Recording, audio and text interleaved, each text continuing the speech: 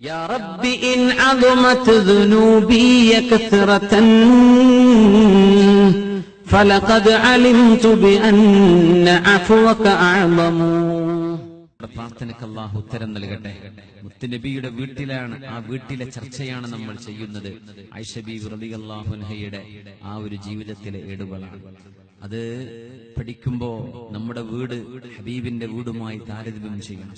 നമ്മുടെ വീടും അവിടുത്തെ വീടും നമ്മുടെ വീട് അങ്ങനെ ആയിത്തീരണം. അതാണ് നമ്മൾ ആഗ്രഹിക്കുന്നത്. അതിനാണ് നമ്മളിത് പഠിക്കുന്നത്.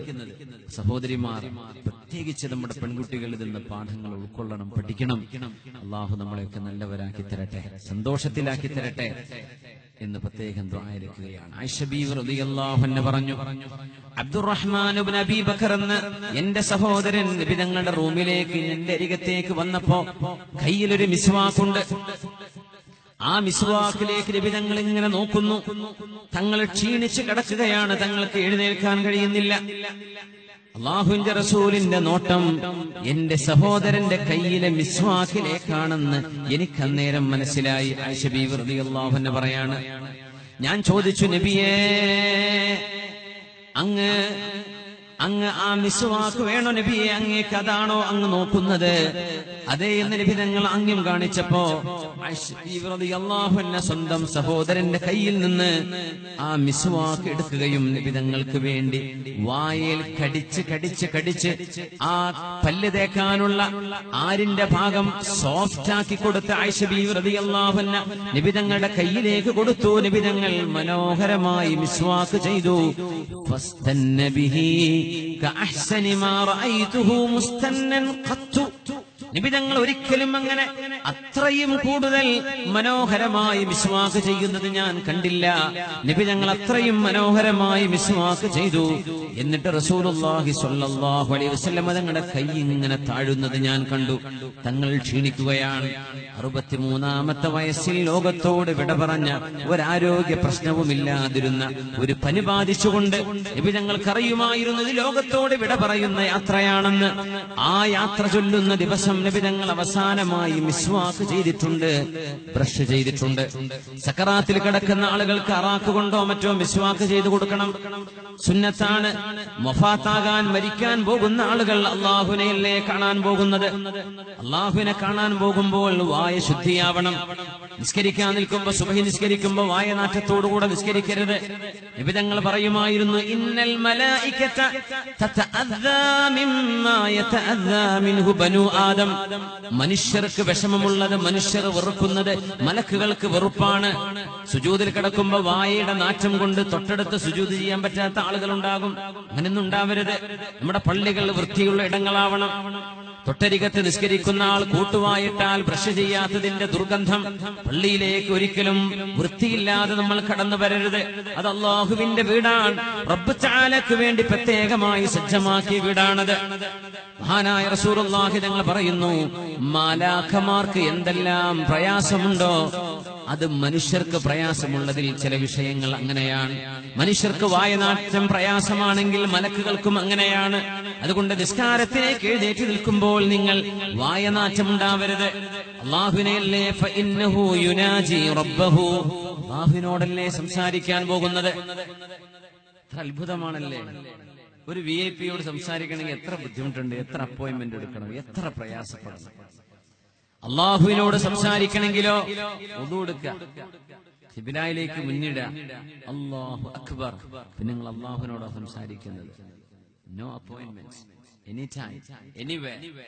ശുദ്ധിയുള്ള ഒരു സ്ഥലത്ത് ഖിബ്ലയിലേക്ക് തിരിഞ്ഞ് വുദൂയോടുകൂടെ നിസ്കരിക്കുമ്പോൾ നിങ്ങൾ അള്ളാഹുവിനോട് സംസാരിക്കാൻ, അള്ളാന്റെ സംസാരം നിങ്ങൾക്ക് കേൾക്കണം എന്ന് ആഗ്രഹമുണ്ടോ? ഖുർആൻ എടുത്ത് ഓത്. ആ ഓതുന്നത് അള്ളാഹുവിന്റെ സംസാരം നിങ്ങൾ ഇങ്ങോട്ട് കേൾക്കുകയാണ്. എത്ര മനോഹരം. അങ്ങോട്ട് സംസാരിക്കാനുള്ള വകയായി, ഇങ്ങോട്ട് സംസാരം കേൾക്കാനുള്ള വകയുമായി. നമ്മൾ എത്ര പേർ ഇതിനൊക്കെ സമയം ചെലവഴിക്കാറുണ്ട്? നമ്മളൊന്ന് ആലോചിച്ച് നോക്കൂ. ഈ ഫേസ്ബുക്കും കാര്യം എനിക്ക് തോന്നുന്നു, ഫേസ്ബുക്കിന് ഹംസ യൂസുഫ് ഫിത്ന ബുക്ക് എന്ന പേരിട്ടത്. FB എന്നതിന് ഫിത്ന ബുക്ക്.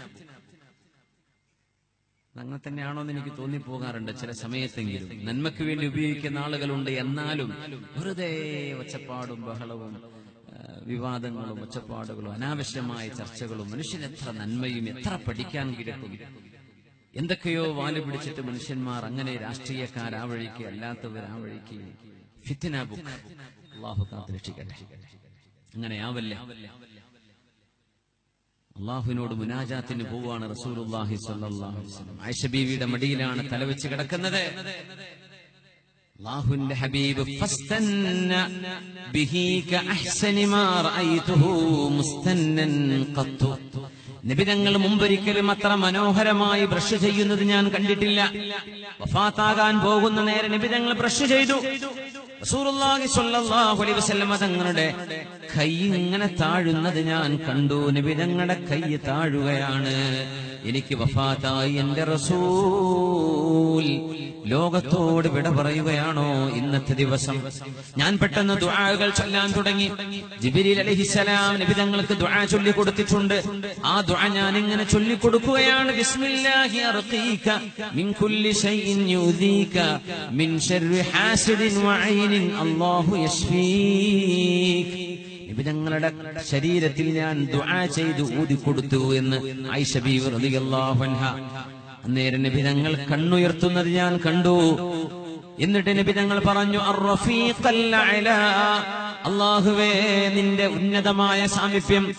അർ-റഫീഖൽ അഅ്ലാ, അർ-റഫീഖൽ അഅ്ലാ. മുത്തുനബി തങ്ങൾ അവസാനത്തെ വാക്കുച്ചരിക്കുകയാണ്, അല്ലാഹുവേ നിന്റെ അരികത്തേക്ക്, അല്ലാഹുവേ നിന്റെ അരികത്തേക്ക്. നബി തങ്ങളുടെ റൂഹ് വിട പറയുന്നത് ഞാൻ കാണുന്ന പോലെ എന്റെ റസൂലിന്റെ വായയിലേക്ക് ആ ബ്രഷ് ഞാൻ ചവച്ച് എന്റെ വായയിലെ ഉമിനീര് കലർത്തി നബി തങ്ങൾക്ക് വേണ്ടി ബ്രഷ് ചെയ്യാൻ സോഫ്റ്റ് ചെയ്ത് കൊടുക്കാൻ വേണ്ടി ഞാൻ എന്റെ വായയിൽ കടിച്ചു വെച്ച എന്റെ ഉമിനീരുമായി ചേർന്ന ആ ബ്രഷ് കൊണ്ടാണ്, അറാഖ് കൊണ്ടാണ് നബി തങ്ങൾ മിസ്വാക്ക് ചെയ്തത്. അതുകൊണ്ടാണ് ഫൽഹംദുലില്ലാഹില്ലദീ ജമഅ ബൈന റീഖി വരീഖിഹി, എന്റെയും നബി തങ്ങളുടെയും ഉമിനീരിനെ പരസ്പരം കൂട്ടിയോജിപ്പിച്ച അല്ലാഹുവേ നിനക്കാണ് സ്തുതി. ഫീ ആഖിരി യൗമിൻ മിൻ അയ്യാമിദ് ദുനിയാ, ഈ ലോകത്തെ ജീവിതത്തിലെ അവസാനത്തെ ദിവസം അല്ലാഹുവേ എന്റെ ഉമിനീർ നിന്റെ ഹബീബിന്റെ ഉമിനീരുമായി നീ കലർത്തിയല്ലോ എന്ന് ആയിഷ ബീവി റളിയല്ലാഹു അൻഹ. ഇത് നബി തങ്ങളുടെ ജീവിതത്തിന്റെ മറ്റൊരു ഭാഗത്തേക്ക് നമ്മളെ കൊണ്ടുപോകുന്നു. ആയിഷ ബീവി റളിയല്ലാഹു തആല അൻഹ തന്നെ പറയട്ടെ, ഞാനും നബി തങ്ങളും ഒരു ബക്കറ്റിൽ നിന്ന് കുളിച്ചിട്ടുണ്ട്. നിർബന്ധമായ കുളി കുളിക്കുമ്പോ ആയിഷ ബീവി റളിയല്ലാഹു അൻഹയും അല്ലാഹുവിന്റെ റസൂലും ഒരു ബക്കറ്റിൽ ഒരു പാട്ട വെച്ച് രണ്ടുപേരും ഒരുമിച്ച് നിന്ന് കുളിച്ചിട്ടുണ്ട് എന്ന് നബി തങ്ങൾ തന്നെ. റസൂലുള്ളാഹി തങ്ങളെ കുറിച്ച് ആയിഷ ബീവി റളിയല്ലാഹു അൻഹ, ഒരു പാത്രത്തിൽ ഞങ്ങൾ ഭക്ഷണം കഴിച്ചിട്ടുണ്ട്, ഒരു കോപ്പയിൽ ഞങ്ങൾ വെള്ളം കുടിച്ചിട്ടുണ്ട്. അതല്ല അത്ഭുതം. ആയിഷ ബീവി പറയുന്നു, അല്ലാഹുവിന്റെ റസൂൽ സ്വല്ലല്ലാഹു അലൈഹി വസല്ലമ തങ്ങൾ അവരവരുടെ ഭാര്യമാരോട് നബി തങ്ങൾ കാണിക്കുന്ന സ്നേഹമാണ് നമ്മൾ കാണേണ്ടത്. കുടുംബ ബന്ധം ശിഥിലമാകുന്ന ലോകമാണിത്.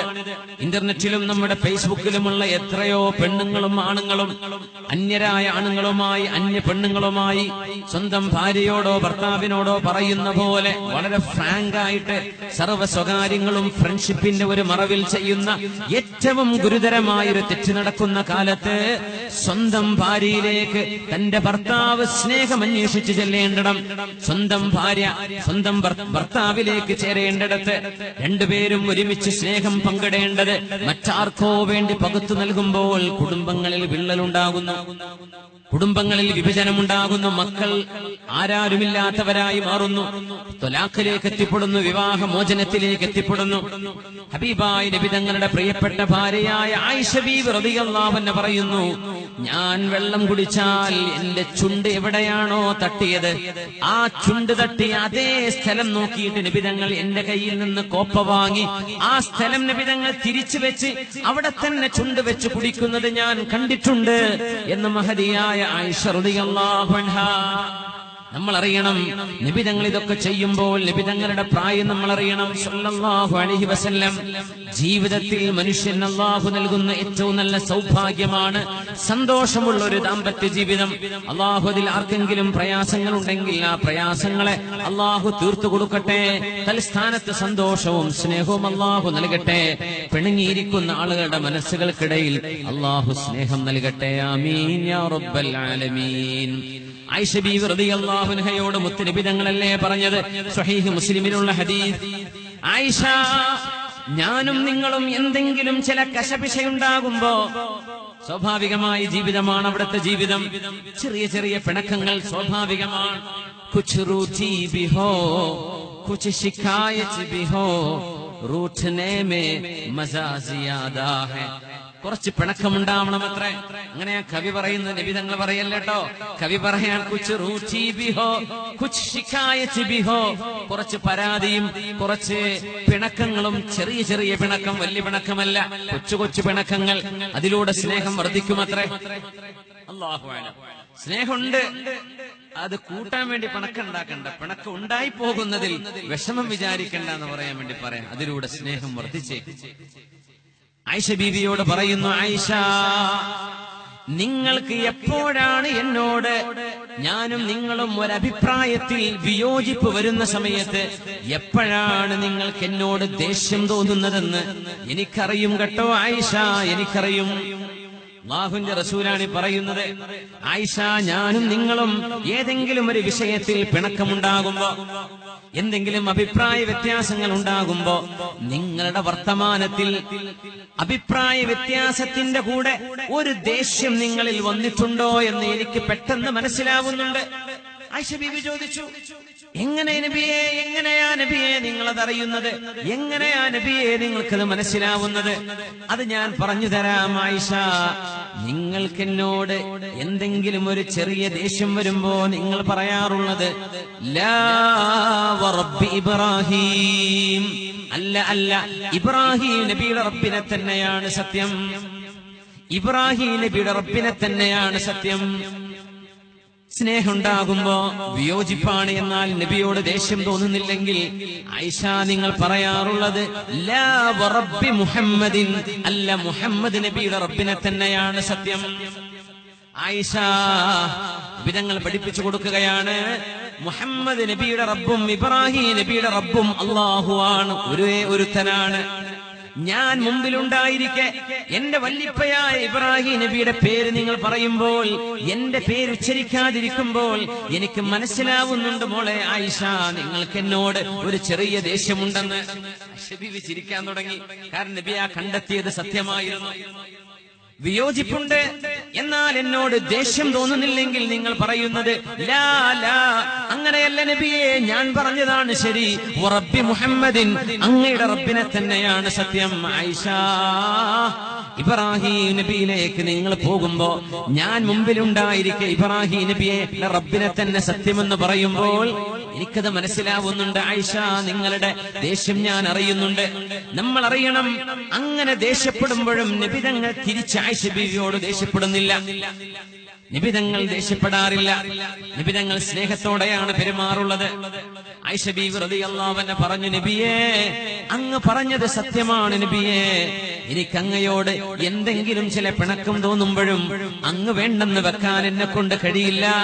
ഞാൻ അങ്ങയുടെ പേര് പറയില്ല എന്ന് മാത്രം. ഇന്നമാ അഹ്ജുറു ഇസ്മക, ഞാൻ അങ്ങയുടെ പേര് പറയില്ല നബിയേ, റബ്ബി ഇബ്രാഹിം എന്ന് പറയും അങ്ങയുടെ പേരിന് പകരം. അങ്ങയുടെ പേരെ ഞാൻ പറയാതിരിക്കൂ, എനിക്ക് അങ്ങ് വേണം നബിയേ, എനിക്ക് അങ്ങയോട് ഇഷ്ടമാണ് നബിയേ, അങ്ങയോട് ഇഷ്ടമാണ്, അങ്ങയുടെ പേര് ഞാൻ പറയില്ല എന്ന് മാത്രം. ഇന്നമാ അഹുരിൽ, നിങ്ങളുടെ കൂടെ കിടക്കാതെ ഞാൻ എന്റെ മറ്റു ഭാര്യമാരുടെ വീടുകളിലേക്ക് പോകുമെന്ന് നിങ്ങൾക്ക് തോന്നിയോ ആയിഷ? അമാ ഖിഫ്തി, നിങ്ങൾ പേടിക്കുകയാണോ? അയ്യഹീഫല്ലാഹു അലൈകി വറസൂലുഹു, അല്ലാഹും റസൂലും അങ്ങയോട് അതിക്രമം ചെയ്യുമെന്ന് തോന്നുന്നുണ്ടോ? അനീതി ചെയ്യുന്നുണ്ടെന്ന് തോന്നുന്നുണ്ടോ? ഇല്ല നബിയേ, ഇല്ല നബിയേ, ഇല്ല. സമാധാനത്തോടെ കിടന്നുറങ്ങുകയാണ്. ആ കൊച്ചു വീട്ടിൽ സന്തോഷം കളിയാടുന്നു. മണിമാളിക വേണമെന്നില്ല വീടുകളിൽ സന്തോഷമുണ്ടാവാൻ. വീടിന്റെ വിസ്തീർണം ഒരുപാട് കൂടണമെന്നില്ല ആ വീട്ടിൽ സന്തോഷമുണ്ടാവാൻ. റോഡരികിൽ കിടക്കുന്ന ടാർപ്പായി വിരിച്ചു കിടക്കുന്ന എത്രയോ നാടോടികൾ, എത്രയോ കൊട്ടാര സമാനമായ വീടുകളിൽ പാർക്കുന്നവരെക്കാളും ഒരുപക്ഷെ സമാധാനത്തിൽ കഴിയുന്നവരായിരിക്കും. വീടുകളുടെ വലുപ്പത്തിലല്ല, വീട്ടിനുള്ളിൽ കിടക്കുന്ന സന്തോഷത്തിലാണ്. ആ വീട്ടിലെ മനുഷ്യരുടെ സ്നേഹമാണ് വലുത്. ആയിഷ ബീവി റളിയല്ലാഹു അൻഹാ ഹബീബിന്റെ കുടുംബ ജീവിതമാണ് ലോകത്തോട് വിളിച്ചു പറയുന്നത്, ലോകത്തെ അറിയിച്ചുകൊണ്ടിരിക്കുന്നത്. മുത്തുനബി തങ്ങൾ സ്വല്ലല്ലാഹു അലൈഹി വസല്ലം